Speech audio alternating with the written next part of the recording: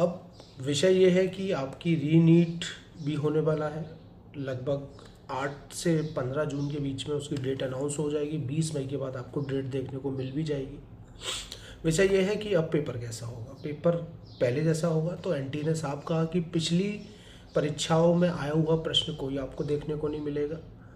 पूरी नई टीम काम करेगी, पूरी नई टीम पेपर डिज़ाइन करेगी और अब पेपर आपको झटका लग सकता है, क्योंकि पेपर अब आपका एआई से बना हुआ आपको देखने को मिल सकता है। ऐसा एनटीए ने कहा है कि अब हम एआई की हेल्प ले सकते हैं, क्योंकि ये जो फजीता हो रहा है वो सब इसलिए हो रहा है कि जिससे पेपर लिखाया या जिससे बनवाया या जिस टीम से बनवाया उन्होंने ही इस तरीके की धांधलेबाजी की और पूरे देश में नीट की परीक्षा को कैंसिल करा दिया और बच्चों को बेचा गया। लेकिन अब एनटीए ने उस चीज़ को प्राइवेसी रखी और अब एनटीए कह रहा है कि हम आपका पेपर एआई के माध्यम से कराने का काम कर सकते हैं।